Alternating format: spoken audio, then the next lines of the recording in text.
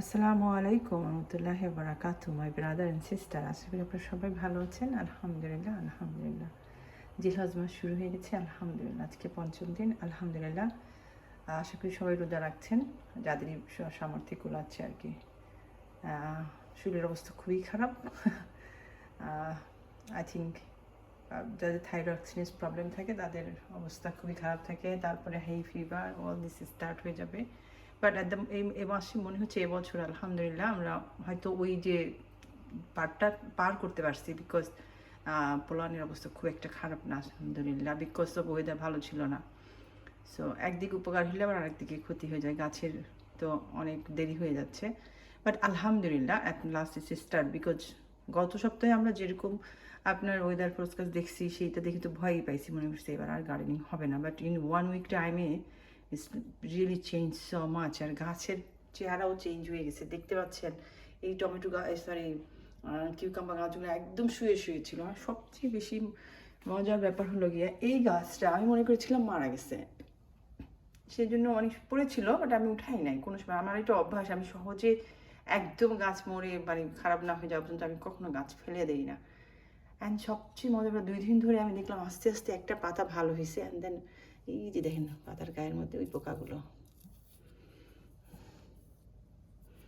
তো এইভাবে করে আলহামদুলিল্লাহ এখন দেখা যাচ্ছে খুব সুন্দরভাবে গাছটা খারাপ হয়ে গেছে অ্যান্ড দেন স্ট্রং হয়েছে, বিকজ অফ মানে টেম্পারেচারটা এত ইম্পর্টেন্ট। আর গাছগুলো খুব একদম খুলে খুলে বের হচ্ছে আলহামদুলিল্লাহ। তো আমি কি করছি, সবগুলো গাছ আলহামদুলিল্লাহ বাইর করে দিছি। আমার মনে হচ্ছে যে আমি কয়েকদিন এভাবে রাখবো। সরাসরি আমি পটে দিচ্ছি না, আগে একটু এদেরকে অ্যাডজাস্টে দিচ্ছি। বা আবার যদি টেম্পারেচার ঠাস করে পড়ে গেল দেন আমি যেন ঢুকাইতে পারি। সো এগুলো সব বাইর করে দিচ্ছি আলহামদুলিল্লাহ। আমার পট এভরিথিং ইজ রেডি আলহামদুলিল্লাহ। অ্যান্ড দেখেন আমি এই যে ওই কর্নারটা দিচ্ছি এই জন্য, কারণ সকালের যে হালকা যে একটা সুন্দর স্নিগ্ধ যে সান ওটা পাবে ওরা সারাদিন, বাট বাইরের এনভায়রনমেন্টটা পাবে ওই সাইডেটা রাখলে। ওখানে সারাক্ষণ সান থাকবে না, আপনার কিছুক্ষণ পরেই ওখান থেকে সূর্যটা ঘুরে যাবে, কিন্তু সূর্যটা ওদিক থেকে আসতেছে। সো আলহামদুলিল্লাহ, যারাই করলা গাছ লাগাবেন ডেফিনেটলি অনেক সূর্য থাকবে, যেরকম এখানে আছে এরকম জায়গায় লাগাইতে হবে। মরিচ গাছগুলোর জন্য এনাফ সান দরকার আমাদের। আলহামদুলিল্লাহ সব মোটামুটি রেডি। আমাদের বৌদ্ধ শাকগুলো মোটামুটি বড় হচ্ছে। আমি ভাবছিলাম এগুলো হয়ে গেলে উঠে খেয়ে তারপরে আমি অন্য গাছগুলো লাগাবো। তো দেখা যাক, আমি আগামী সপ্তাহ পর্যন্ত অপেক্ষা করব। ঈদের পরে আমি হয়তো গাছ লাগানো শুরু করবো। আর তাছাড়া গাছের গ্রোথ খুব বেশি ভালো দেখা যাচ্ছে না, তো সেই জন্য আমি জাম করে নর্মালি বাইরে দিয়ে দিব না, তাতে আপনার অনেক বেশি হয়ে যাবে, কি যেন বলে, স্লাক্সের আক্রমণ থেকে আবার আরেকটা পেইন শুরু হয়ে যাবে। আপেল গাছটা দেখুন কত সুন্দর লাগছে, একদম মানে পাতাগুলো একদম খুব খারাপ দেখা যাচ্ছিলো, ঠান্ডা এরা মানে ভালোভাবে গ্রোথ হতে পারতেছিল না আলহামদুলিল্লাহ। সো এই তো গাছগুলো সব বের করে দিচ্ছি, সবগুলো একসাথে লাউ গাছগুলো আলহামদুলিল্লাহ। এখানে মনে হচ্ছে যে দেখেন স্লাক্স বোধহয় হাঁটছে, স্লাক্স বোধহয় টের পেয়ে গেছে যে আমি এখানে গাছ রাখছি। সো ইটস ওকে আলহামদুলিল্লাহ। যা খেয়ে টেয়ে যা থাকে বাইরে তো দিতে হবে আমাকে, কতদিন আর ঘরে রাখবো। আলহামদুলিল্লাহ এটা আমি বাসায় যেগুলো আমার টয়লেটে রাখছিলাম ভালো রাখার জন্য। সো পোকা থেকে আলহামদুলিল্লাহ, পোকা থেকে উপকার উপদ্রবটা অনেক কমে গেছে আলহামদুলিল্লাহ। মরিচ গাছগুলো জাস্ট নাও খুলে বের হওয়া শুরু করছে আলহামদুলিল্লাহ। এগুলো সব এভাবে রাখছি ভালো করে, দেখা যায়। এবং বেগুন গাছগুলো বেটার দেখা যাচ্ছে আলহামদুলিল্লাহ, মানে মনে হচ্ছে যে বেঁচে উঠতেছে আর কি। এখন আমার কাছে মনে হয় 1 সপ্তাহ আমি যদি সময় দিই ওদেরকে, তাই ওরা ইনশাআল্লাহ they will back to normal and then I can put them ইনশাআল্লাহ ইন দ্য প্লান্টারে। হ্যাঁ আলহামদুলিল্লাহ। এখন একটু পানি দিব সবগুলো গাছে, এখন দেখা যাক কী হয়। তো একটা গাছ একটু বড় হয়ে গেছে বেশি, তারপরেও হচ্ছে যার অসুবিধা নেই, দিয়ে দিই। এই যে এগুলোকে পাচ্ছে, এগুলো কী করে, আপনার যে বাঁশটা আপনি দিবেন সেই বাঁশটাতে বায়া বায়া উঠবে না, ধরবে না, ওরা অন্য কিছুকে ধরার চেষ্টা করে। মানে এগুলো গিয়ে অভ্যাস আমাদের, শান্তিতে থাকতে আমাদেরকে ভালো লাগে না নাকি। সো এই তো আলহামদুলিল্লাহ। পুঁই গাছগুলো আমি ছোটো নিচের পাতাগুলো সব করে দিব, আপনার ছাটাই করে তারপরে লাগাবো পুঁই শাকগুলো আলহামদুলিল্লাহ। এগুলো আমি কালকেই সব করছি, কালকে থেকে এগুলো আমি সেট আপটা করছি যে এভাবে দিব। এখানে এইভাবে দিছি এই জন্য যাতে করে ওই সানটা ওই সাইড থেকে আসলে একটু শ্যাডোতে থাকে, সরাসরি সূর্যের তাপটা লাগলে পাতাগুলো বার্ন হয়ে যায়, আর অনেক সময় গাছের ড্যামেজ হয়ে যাওয়ার ভয় থাকে। আর সেই ড্যামেজ থেকে বাঁচানোর জন্য একটু শ্যাডো দিচ্ছি আমি। তো শ্যাডোতে থাকলেও পাশাপাশি তারা অ্যাডজাস্টমেন্টও হলো ওয়েদারের সাথে। একটা আপু আমাকে বলছো যে আপু তুমি নতুন গার্ডেনার, তুমি কীভাবে পানি দিবা।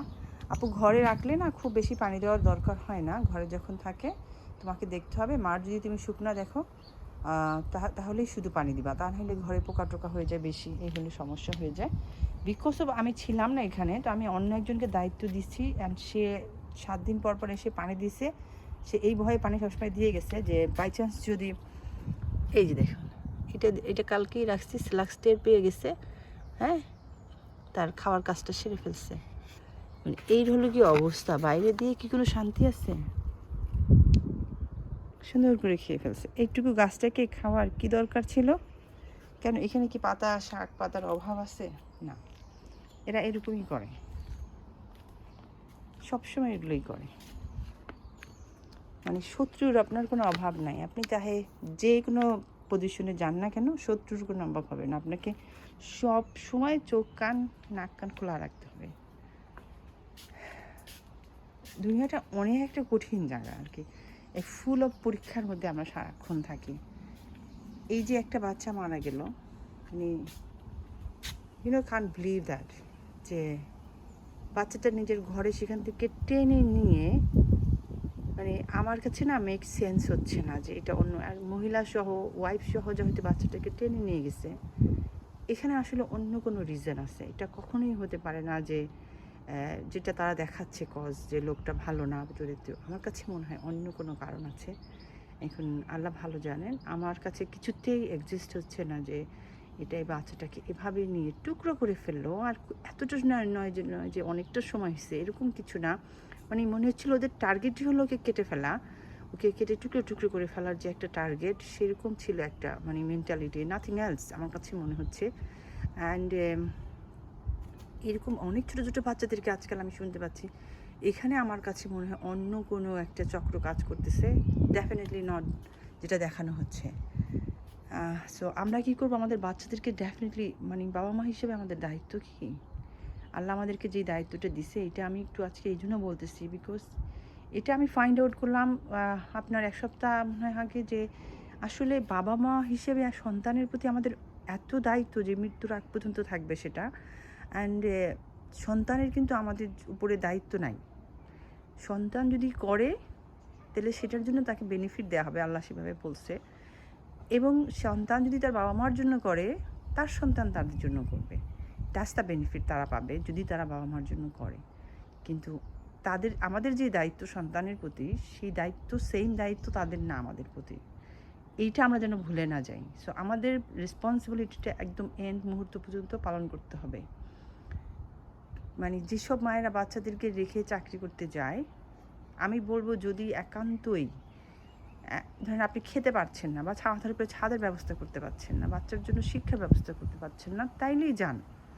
আর যদি উচ্চাকাঙ্ক্ষী হওয়ার জন্য, লাক্সারি করার জন্য প্লিজ বাচ্চাদেরকে ফেলে রেখে বাচ্চাদেরকে মানে একটা খারাপ লাইফ দিয়ে, যে আপনার এইটা কোনো বাচ্চার জন্য করা না। এন্ড অফ দ্য ডে আমি কিছু বাবা মাকে শুনি ওদের জন্যই তো করছি। আপনাকে যেই পরিমাণ দরকার ওদের, সেই পরিমাণ আপনি সেই ফিল আপ করতে পারবেন না। কিছু মা জবে যায়, বাচ্চাদেরকে 60 পাউন্ড, এই দেশে আপনার বাচ্চাদেরকে যখন 60 পাউন্ড 80 পাউন্ড এরকমই প্রতিদিন পার ডেতে। এই যে টাকাটা আপনি দিচ্ছেন, সপ্তাহে কত টাকা হচ্ছে, তা আপনি যা আর্ন করছেন সবটা যদি দিয়েই দিতে হয়, তাহলে আপনি আসলে কি করছেন? কাম চুরি করছেন না, সেটা আর কিছু না, আপনি নিজের ঘরের কাজ রেখে পরের চাকরানি হচ্ছেন। এগুলো একটু হিসাব করেন প্লিজ, তাহলে দেখবেন যে লাইফটা অনেক সুন্দর হয়ে যাচ্ছে। এটা আপনার দায়িত্ব, আপনার সন্তানের লুক আফটার করা, অন্যের দায়িত্ব না। পয়সা দিয়ে লুক আফটার হয় না। তারপরে আপনার অনেক বাচ্চাদেরকে আমি শুনেছি মেডিসিন খাইয়ে ঘুম পাড়িয়ে রাখে, এবং অতিরিক্ত ডোজ হয়ে যাওয়ার কারণে অনেক বাচ্চা মারা গেছে। একটু খেয়াল করেন, 5টা বাচ্চার মধ্যে ধরেন একটা বাচ্চার এই অ্যাক্সিডেন্টটা হয়, সেই একটা বাচ্চা যেন আপনার না হয়, সেই খেয়ালটা করতে হবে। আরও একটা জিনিস আছে এদেশে, যে আপনার বাচ্চাদের বাসায় অন্যের বাসায় খেলতে পাঠায়, প্লে টাইম বলে তারা। অ্যান্ড আরও একটা আছে কী যেন বলে, স্লিপ ওভার। মানে শয়তানের ধোকায় আমরা কিভাবে পড়ে যাই। আমি একটা বাসায় পাঠিয়ে দিলাম, আমার বাচ্চাটা স্লিপ করবে। আমি কি জানি তারা কীরকম মানুষ? আর শয়তান, অনেক ভালো মানুষের উপরেও যে শয়তান ভর করে না, মানে খারাপ একটা কাজ হওয়ার জন্য যে শয়তান কীরকমভাবে খোঁজে, রগে রগে ঘুরতে থাকে, সেটা কি আমরা জানি না? আমাদের আল্লাহ কি আমাদেরকে অ্যালার্ট করেনি? আমাদেরকে তো বারবার বলা হয়েছে যে শয়তানের ধোঁকা। নামাজের মধ্যে আমরা ইবাদত করছি, সেখানে বসে আমাদেরকে এত এত এত চেষ্টা করা হচ্ছে যে আমাদের দুনিয়ার সব চিন্তাভাবনা আপনার নিয়ে আসতেছে নামাজে দাঁড়িয়ে। আপনাকে যে কোনো মূল্যে চেষ্টা করানো হচ্ছে যেন নামাজ না পড়তে পারেন, আপনি যেন কোরআন না পড়তে পারেন। এগুলো দেখে কি আমরা বুঝতেছি না যে আমরা শয়তানের ধোঁকায়? আমি একটা বাচ্চাকে কেন দিব স্লিপ ওভারের জন্য আর একটা মানুষের বাসায়? দুনিয়াতে তো আজকাল নিজের বাবাকেই ভরসা নেই। আমেরিকা, এখানে বিভিন্ন কান্ট্রিতে যেভাবে, ইভেন বাংলাদেশেও বাবা দ্বারা সন্তান আপনার রেপ হচ্ছে। সো আপনি কাকে বিশ্বাস করছেন? কিসের স্লিপ ওভার? একজন মুসলমান মেয়ে কিসের স্লিপ ওভার করবে, কিসের হ্যাঙ্গিং হবে একসাথে বাইরে? বিশেষ করে মেয়েদের ব্যাপারে আমাদেরকে এগুলো খুব খেয়াল রাখতে হবে। মামা, চাচা, এগুলোই তো বিশ্বাস করা যাবে না। আমি একটু আগে তো বললাম বাবাকেই তো বিশ্বাস করা যাবে না। আপনি কাকে বিশ্বাস করতে? আল্লাহ বলছে যখন প্রাপ্তবয়স্ক হয়ে যাবে একটা মেয়ে, তাকে বাবার সামনে ভদ্র শালীনভাবে চলাফেরা করতে বলছে। এই যে এত অপগম, এগুলো সব অশালীনতার কারণেই হচ্ছে যে আমরা ঠিকভাবে চলাফেরা করি না, পিতার সামনে আমরা ঠিকমতো চলাফেরা করতেছি না। আমি আজকে একটা টিকটক দেখে অবাক হয়ে গেলাম। টিকটক না, ঠিক আই থিঙ্ক ইটস রিল। একজন হিন্দু বাবা তার মেয়েকে শিখাচ্ছে, যখন তুমি নুয়ে একটা কিছু উঠাবা, তোমার বুকের উপরে হাত রাখবা। সো একজন হিন্দু বাবা। সো মানে আপনারা একটু কনসার্ন হন যে আপনারা বাচ্চাদেরকে কী করছেন। হেজাব পরে মা হেজাব পড়তেছে সুন্দর, মেয়ে হেজাব পড়তেছে না, কি?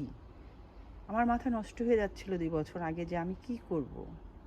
এখানে যেহেতু মালিহার স্কুলে কেউ পড়ছে না, আমি কিভাবে আমার মেয়েকে হেজাব পড়াবো?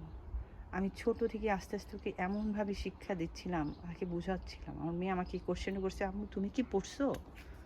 আমি বলেছি, মা আমি তো পড়িনি ছোট থেকে, কিন্তু আমি চাই তুমি পড়ো।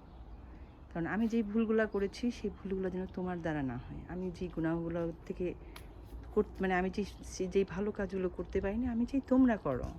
তুমি আমার সন্তান, তুমি আমার থেকে বেটার হবা, অ্যান্ড তোমার সন্তান তোমার থেকে বেটার হবে। তাহলেই না আমরা ইমপ্রুভ করতে পারবো লাইফে। আলহামদুলিল্লাহ, তো আমি ক্যাচ আপ করতে পেরেছি আলহামদুলিল্লাহ। কারণ আমার টার্গেট যেহেতু আমি রেখেছি, আমি যে কোনো জিনিস নিয়ে টার্গেট করি, আগে থেকে প্ল্যান করি এবং সেই প্ল্যান অনুযায়ী আমি আগাই আলহামদুলিল্লাহ। এবং আমার আল্লাহকে সাথে নিয়ে আমি সবসময় আগাই, পানহা চাই আল্লাহর কাছে, সাহায্য চাই আল্লাহর কাছে। আমি অনেক দিন বলেছি, আল্লাহ আমি কীভাবে আমার মেয়েটাকে, আমার ছেলেগুলোকে ভালো মানুষ বানাবো। তো আমার কাছে মনে হয় আমার আল্লাহই আমার জন্য সহজ করে দিয়েছে। বিকজ আমি যখন ওদেরকে পাশাপাশি আমি শেখাচ্ছি এবং আমি ওদেরকে একটা আরবিক স্কুলে দিয়েছি, সেখানেও ঠিক মায়ের যে কথাগুলো সেগুলোও ওরা ওখানে শুনতে পায়, তখন ওরা মায়ের প্রতি বিশ্বাসটা বেশি চলে আসে, অ্যান্ড দেয়ার অ্যাকসেপ্টেন্সটা কুইকলি চলে আসে আলহামদুলিল্লাহ। এত বিউটিফুল ওয়েদার, ভাবলাম অনেক সময় একটু গল্প করি আপনাদের সাথে। তো আমি আপনার 2 বছর আগে থেকে, ওর বয়স যখন 7.5 এরকম হবে, তখন থেকে আমি হিজাব, সুন্দর সুন্দর হিজাব কেনা শুরু করলাম, যেগুলো পরলে সুন্দর লাগবে এবং পাশাপাশি ওর কাছে আনস্মার্ট লাগবে না, অন্যের সামনে যেতেও আনইজি ফিল করবে না। তো কালেকশন করতে করতে আলহামদুলিল্লাহ অনেক কালেকশন করে ফেলেছি। এখন সব যে কোনো ড্রেস পাই করলেই এই গাছটার মধ্যে দেখেন আলহামদুলিল্লাহ পাতা বের হচ্ছে। আমি আসলে এদেশে গাছের মানে অবস্থা ওরকম হয়ে যাওয়ার পরে ব্যাক করে কি না, বা বিকজ নর্মালি আমরা কি হয় ফেব্রুয়ারি শেষ থেকে নিয়ে মার্চে গিয়ে নতুন পাতা বের হয়। তো আমি ভাবছিলাম যে হবে কি না, মানে আমরা মিস আউট করে ফেলছি ফলটা। অনেক ফুল বের হয়েছিল, তো ফল হইতো যদি আমি এখানে পানিটা ঠিক মতো থাকতে পারতাম। বাট ইটস ওকে আলহামদুলিল্লাহ। আল্লাহ যতটুকু নসিবে লিখবে, যেভাবে লিখবে সেভাবেই হবে। গাছটা বেঁচে থাকাটা জরুরি ছিল, আলহামদুলিল্লাহ বেঁচে আছে। আমরা একটু ছাঁটাই করে দেওয়াতে খুব সুন্দর লাগতেছে দেখতে, ওয়েদারটা বিউটিফুল। আমি একটু গাছে পানি দিব, ভাবলাম তার আগে একটু একটা ভিডিও করিনি। কালকে থেকেই ভাবছি শরীরটা খুবই খারাপ, বাচ্চাদেরকে যাচ্ছি না স্কুলে আনতে, একটু রেস্টে আসি, পাশাপাশি কাজগুলো করতেছি। বিকজ ঘরের কাজ এবং বাইরেও যদি চাই আমি পারি না, আমার পক্ষে সম্ভব হয় না, আমার অনেক ভিটামিনের সমস্যা। সো আলহামদুলিল্লাহ একটা মোমেন্ট ওকে আলহামদুলিল্লাহ। রোজা রাখছি আজকে 5টা, আল্লাহর জন্য রাখার তৌফিক দেন, তা আল্লাহর কাছে চাইতে হবে। বিকজ চাইলেও অনেক সময় মনে মনে চাইলেও আমরা পারবো না যদি আল্লাহ না দেন। আলহামদুলিল্লাহ সবাই রোজা রাখবেন, আল্লাহর কাছে অনেক অনেক চাইবেন, যাদের যে যে চাওয়া আছে সব চেয়ে রাখবেন, দরখাস্ত করে রাখবেন আল্লাহর কাছে। সেই দরখাস্ত থেকে কী কী পুরা করবে আল্লাহ ভালো জানে। আমাদের ভালো মন্দ সকল কিছু হিসাব নিকাশ করে বাচ্চাদেরকে অনেক লুক আফটার করতে হবে, অ্যান্ড সারাক্ষণ মায়ের ভালোবাসা দিয়ে বুঝাইতে হবে কোনটা সহি কোনটা আর সহি না। সুন্দরভাবে এত কিছুর পরেও ঘর থেকে টেনে নিয়ে যদি মেরে ফেলে আসলে কিছুই বলার থাকে না শেষমেশ। বাট আমার চেষ্টা তো আমাকে 99%, আমি 100% দেওয়ার মতো ক্ষমতা রাখি না। আমরা মানুষ, ভুল ত্রুটি হয়ে যায়, দিতে থাকবো ইনশাআল্লাহ। রুমটা খালি হয়ে যাচ্ছে, আমাকে অনেক কাজ আছে, এগুলো সব পরিষ্কার করতে হবে। আলহামদুলিল্লাহ এইটা একটু বাইর করে দিব বিকজ এত মোমে দেখা যাচ্ছে ভালোই গাছটা হয়েছে। বললাম যে ঘর থেকে বাইরেই ভালো থাকে ঠান্ডার মধ্যে। আলহামদুলিল্লাহ এই টমেটো গাছগুলো অ্যান্ড এই ফাঁকি দিয়ে দেখলাম এখানে একটা ফুলও হয়ে গেছে, তার মানে কি ফুল আসার সময় হয়ে গেছে। আলহামদুলিল্লাহ। So just waiting for outside, giving outside. এক একটার মধ্যে 3টা করে আসছে, হ্যাঁ 3টা করে আসছে। আলহামদুলিল্লাহ এইভাবে করেই সরাসরি বসিয়ে দিব ইনশাআল্লাহ। পুঁই গাছের জন্য এগুলো করেছি ইনশাআল্লাহ। এখন আমার সব বিক্রি হয়ে গেছে, এখন সবাই বিটার গোট চাচ্ছে। অবশ্য থাকলে হয়তো এখন দিতে পারতাম, বাট আমার সবগুলো তো মারা গেছে দেখে, আমি অনেক মারা গেছে, আমি দিতে পারছি না সবাইকে। এই কটা গাছই এখন ভিতরে আছে, আমি এগুলোকে আজকে বের করি বিকজ কালকে আর পারছিলাম না। কালকে আবার রান্নাবান্নাও আজকাল বিকজ বাচ্চারা সব বড় হয়ে গেছে, তো সমান সমান খাচ্ছে। আগের মতো নাই যে ও সামথিং দিয়ে বুঝাই দিলাম হয়ে গেল না, এখন অনেক কাজ প্রতিদিন রান্না করতে হচ্ছে বাচ্চাদের জন্য। আলহামদুলিল্লাহ আমি একটু বিকজ আপনার কী বলে কিউকাম্বারগুলো অনেক বেশি নাটক করে, তো এখন আমি এই যে এই গাছগুলো ভিতরে রাখছি। কাছে মনে হচ্ছে যে আমি আজকে ইনশাল্লাহ বের করে দিব। অ্যান্ড দিস আমার পাথরকুচি পাতাটা আলহামদুলিল্লাহ ইটস লুক নাইস। আমি ঘরে নিয়ে যাবো এটা। আর উপরে যেগুলো আছে আমার সেগুলো অনেক বের হয়েছে আলহামদুলিল্লাহ। এখন দেখা যাক কতটুকু মানে বড় হয়। বড় হওয়ার পরে আমি খুব সুন্দর 2টা পট অর্ডার করছি, যেহেতু আমি ঘরে রাখবো। সুন্দর 2টা পট অর্ডার করছি। ওই পটগুলোতে দেখা যাক আসলে কীরকম দেখা যায় আর কি। দেখায় তো আপনার অনলাইনে তো আজকাল শপিং করে শান্তি নেই। এইখানে দেখেন মনে হচ্ছে বেশ বড় একটা স্লাগস আছে। Can you see that? Yes. কোনো শান্তি আছে বলেন? কোনো শান্তি নেই, কোথায় যেন লুকায় বসে আছে চুপচাপ, খুঁজেও পাবো না। যাকে আলহামদুলিল্লাহ বেঁচে আছে, খাইয়া ফেলাইনি যে, এখন আল্লাহর কাছে শুক্রিয়া। এই স্লাক্স অন্যরকম, এই যে মানে ঘরে থাকতে তো আপনার আসে বাইরে দেওয়ার পরে দেখবেন যে কীরকম টেনশন। আমার মনে আছে 1 বছর আপনার প্রায় 3 ফুট হবে একটা লাউ গাছ, মানে তখন আমি লাউ গাছ খুবই ড্রিমলি আমি উঠাইতে পারতাম আর কি, 7-8টা মাত্র হইতো আর কি, এরকম খেয়ে ফেলছে। মানে এইরকম ডাকাতি হয় আর কি লাইফে। কি এরকম অনেক বড় বড় জিনিস আছে জীবনে আসে আমাদের, শত্রুর তো কোনো শেষ নাই। আর খুব বেশি আসলে এখন আর বেশি কিছু করি না, বাচ্চাদেরকেও খুব একটা দেখাই না, খুব বেশি বলি না। বিকজ আপনি ভালো বলতেছেন, আপনি ভালোর জন্য বলছেন, বাট কার কোথা থেকে কোন নজর লেগে যাচ্ছে আপনি বুঝতেছেন না। শারীরিকভাবেও অনেক ভালো আছি এগুলোও দেখাইলেও আপনি দেখবেন যে বিপদ হয়ে যায়। সো আসলে কোথাও কেমনও করা যাবে না, ঠিক যেভাবে আল্লাহ বলছে ওভাবেই চলি যেন আমরা। ইনশাআল্লাহ তাহলেই হয়তো ভালো থাকবো। ভালো থাকবেন, সবাইকে অনেক অনেক আপনার দোয়া, বিকজ অনলি দোয়াই আমরা কাউকে দিতে পারবো। আর আমাদের দোয়া করা উচিত সবার জন্য। আর আমার জন্য দোয়া করবেন, আমার বাচ্চাদের জন্য দোয়া করবেন। আল্লাহ যেন সবাইকে সুস্থ রাখে। দুনিয়ার কোনো মাকে যেন তার সন্তানের এমন কোনো সিচুয়েশন না দেখতে হয় যেটা দেখে সহ্যের বাইরে হয়ে যাবে, এরকম যেন না হয়। আল্লাহ যেন সবাইকে হেফাজত করে। আমাদের কোথায় কোন ত্রুটিগুলো আছে ওগুলো নিয়ে একটু চিন্তা করতে হবে। অ্যান্ড বসে বসে আল্লাহ বলছে চিন্তা করতে, আর অনেক অনেক ইবাদত করতে হবে। আমাকে অনেকেই বলে এত ইবাদত কিসের জন্য করো, দেশই হয়তো আমি সময় পাই না, বিকজ আমি ইবাদতের কোনো কম্প্রোমাইজ করি না ইবাদতের টাইমের ব্যাপারটা নিয়ে। বাকি সব আমি জাস্ট সেট করি ওগুলোর সাথে, but that's the main subject আমার। অ্যান্ড ইবাদত আল্লাহর তো অনেক আছে করার জন্য, আমার তো আল্লাহ ছাড়া আর কেউ নেই। তার কাছেই চাইতে হবে, তার কাছেই পানহা চাইতে হবে, তাছাড়া তো আর উপায় নেই। আর যেহেতু দুনিয়াতে সন্তান আছে তাদের জন্য দোয়া করতে হবে, পরিবার আছে সবার জন্য দোয়া করতে হবে, নিজের জন্য সুস্থ থাকার জন্য দোয়া করতে হবে, যতদিন বাঁচতে হবে আল্লাহর কাছে বাঁচার জন্যও দোয়া করতে হবে, সুস্থ থাকার জন্য দোয়া করতে হবে। তো এত দোয়া যদি আমি না করি তাহলে কীভাবে হবে? চেয়ে চেয়ে চেয়ে চেয়ে চেয়ে চেয়ে আমরা তো মনে করেন তার বাদেই। সো বা কাজের লোকদের কাজই হলো গিয়ে চেয়ে চেয়ে চেয়ে চেয়ে কাজ করা আর কি, চেয়ে চেয়ে চেয়ে চেয়ে নিতে হবে। তো চাইতে হবে অনেক চাইতে হবে। আর this is the best 10 days। চেয়ে নেবেন আল্লাহর কাছে যা যা চাওয়ার, ইনশাআল্লাহ আল্লাহ অবশ্যই দিবেন। যতটুকু না হবে অতটুকু মনে করবেন যে আল্লাহ শুনে নেয় সেটা না, আল্লাহ অবশ্যই শুনছেন। রাইট টাইমের জন্য অপেক্ষা করবেন ইনশাআল্লাহ। আসসালামু আলাইকুম, জাযাকাল্লাহ খায়রান।